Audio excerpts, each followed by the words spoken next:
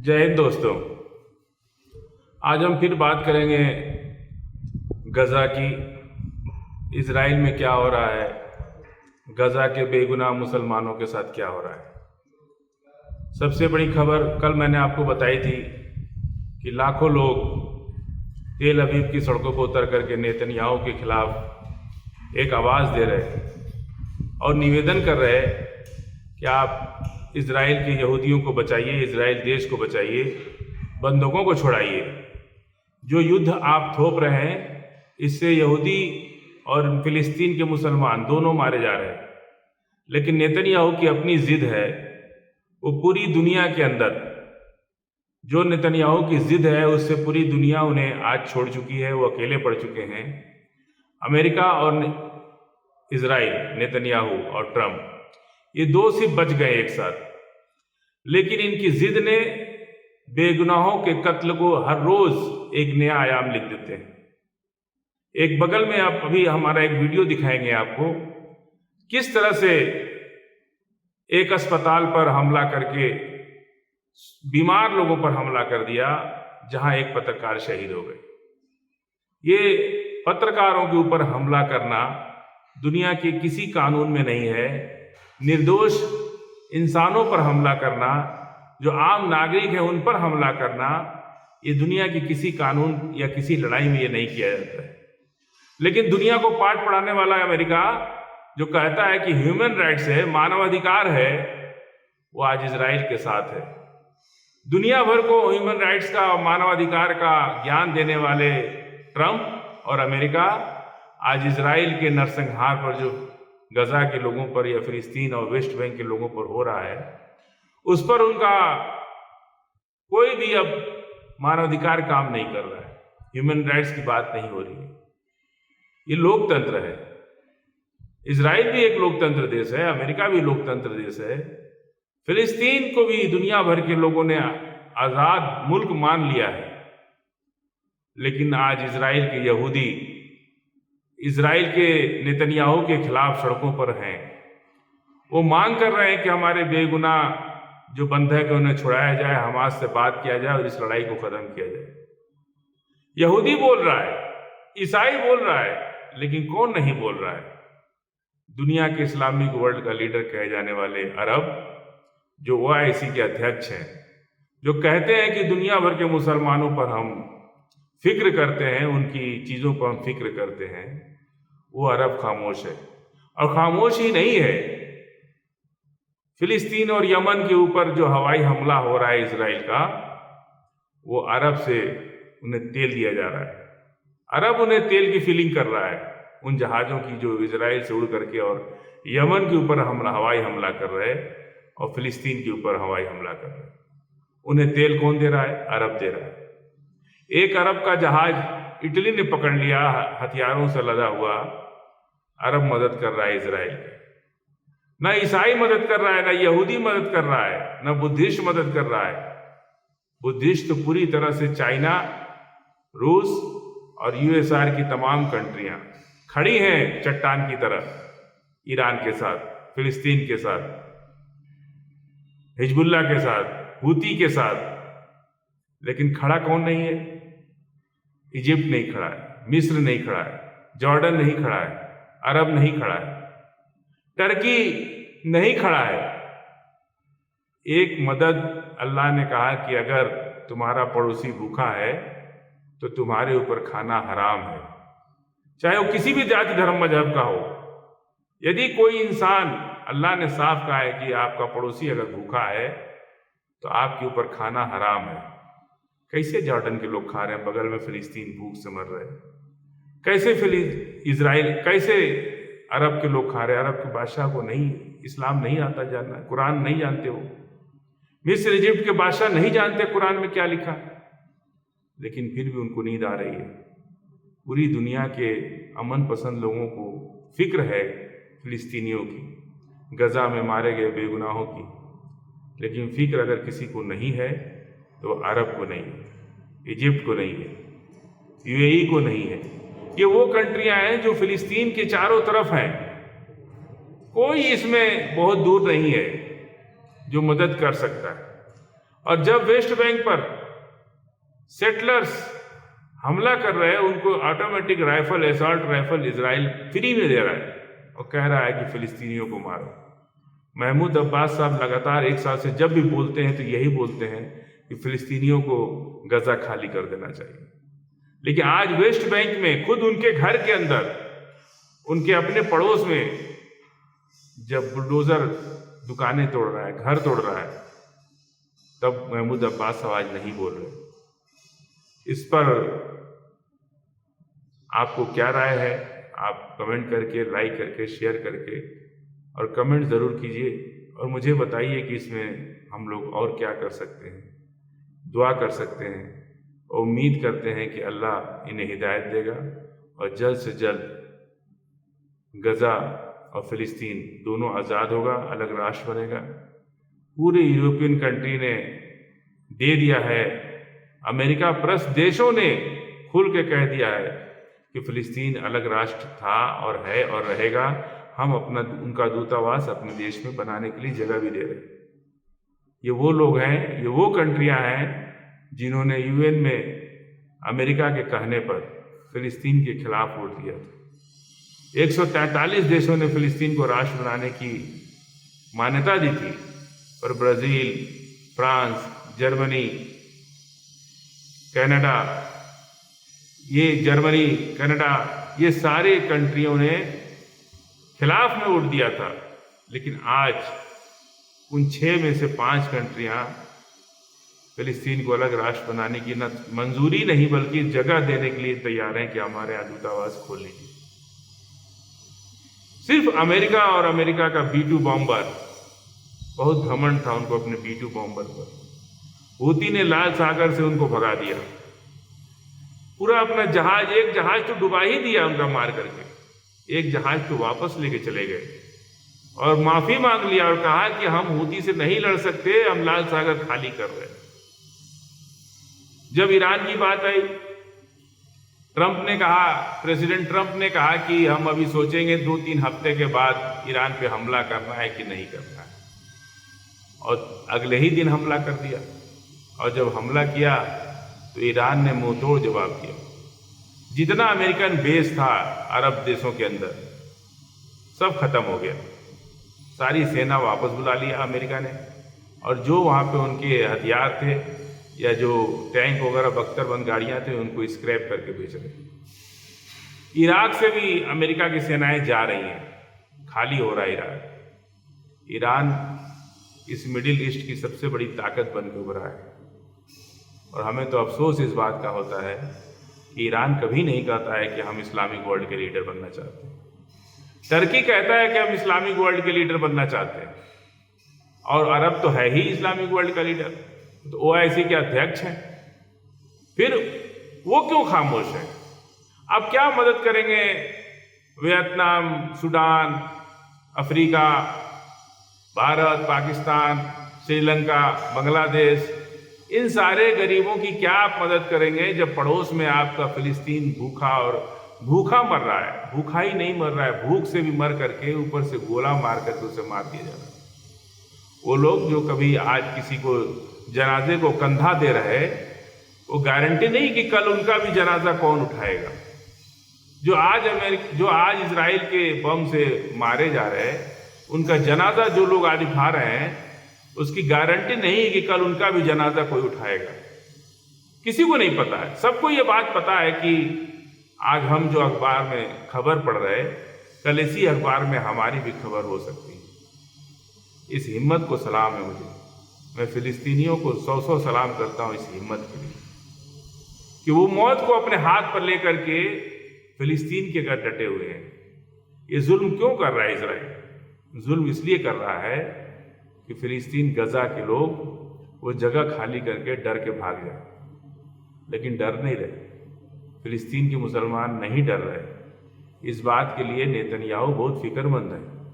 वो अपने यहूदी अधिकारियों को कह रहे हैं कि कुरान पढ़ो, पढ़ो कुरान में क्या लिखा है। क्यों नहीं डर रहे हैं गजा के लोग? आज इजराइल के लिए सबसे बड़ा रिसर्च का विषय बना हुआ है कि आखिर डर क्यों नहीं रहे लोग।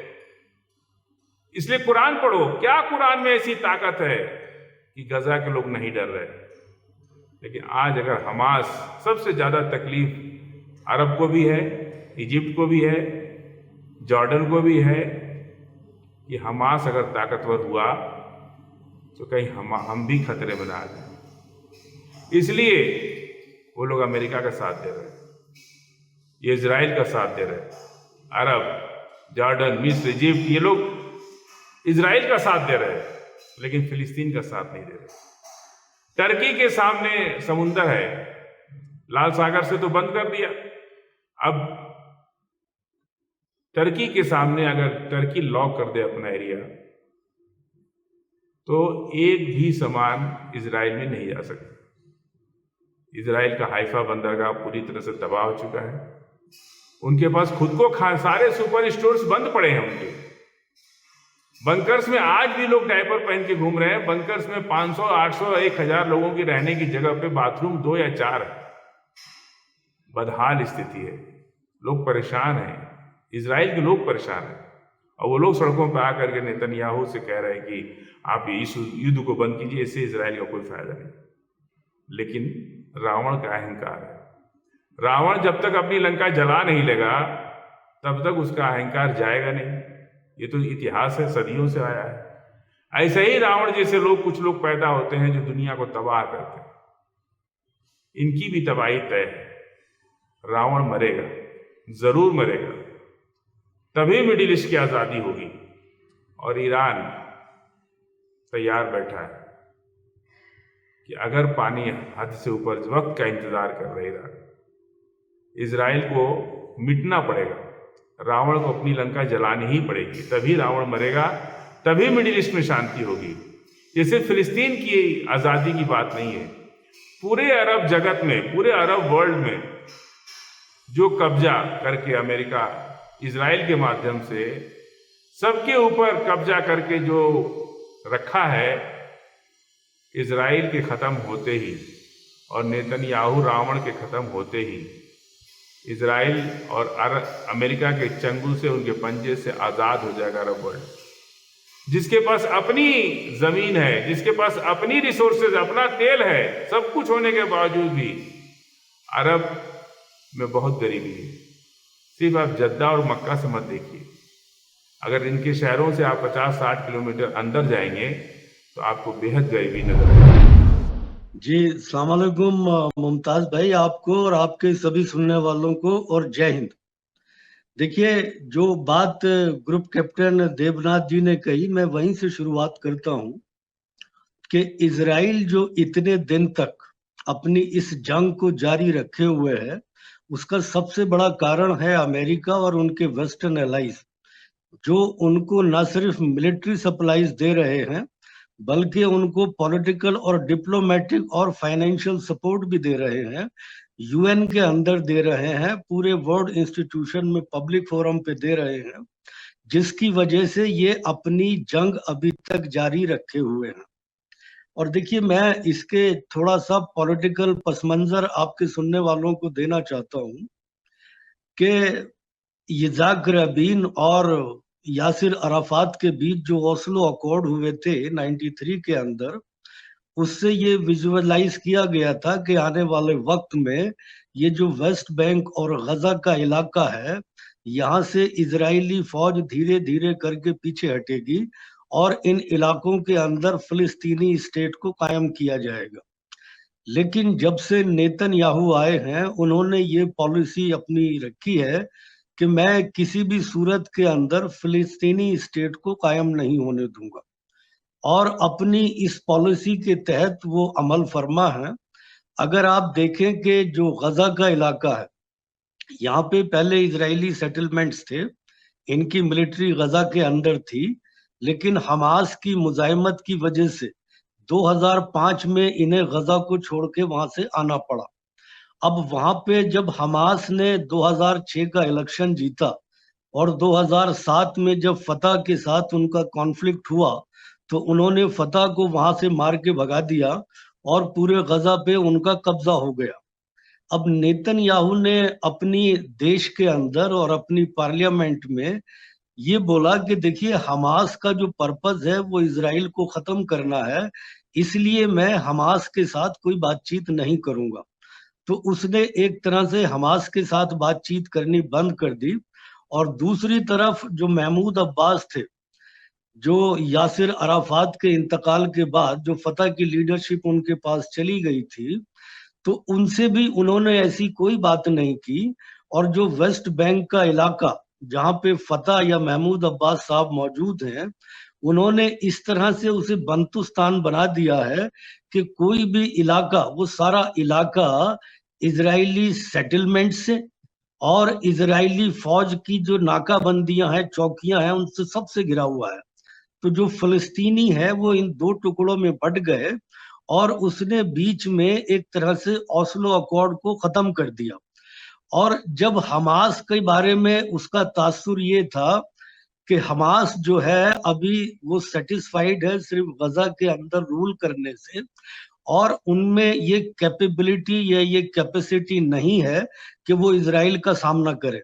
और पूरे इजराइल के अंदर ये कंसेंसस सा एक पैदा हो गया था कि हमने वेस्ट बैंक और गजा को खाली नहीं करना है, इससे हमारी सिक्योरिटी को बड़ा शदीद खतरा पैदा होगा। लेकिन जब 7 अक्टूबर 2023 को जब हमास ने अटैक किया इजराइल के ऊपर, वो इतना बड़ा सरप्राइज था कि उसके बारे में ना उनकी इंटेलिजेंस, ना उनकी मिलिट्री लीडरशिप और ना ही उनकी पॉलिटिकल लीडरशिप को इस बात का अंदाजा था। तो उस हमले के बाद से उनका जो एक सेंस ऑफ सिक्योरिटी था, जो एक सेंस ऑफ सुपीरियोरिटी था और एक रीजनल पावर का जो उनका एक अपना सेल्फ का स्टेटस था, उसे एक बड़ा शदीद झटका लगा।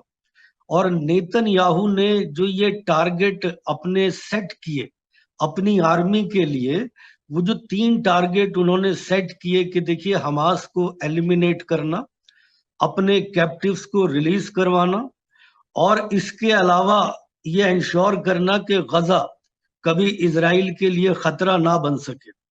मेरी नजर में ये तीनों जो ऑब्जेक्टिव उन्होंने मिलिट्री के लिए सेट किए, ये अनअचीवेबल थे।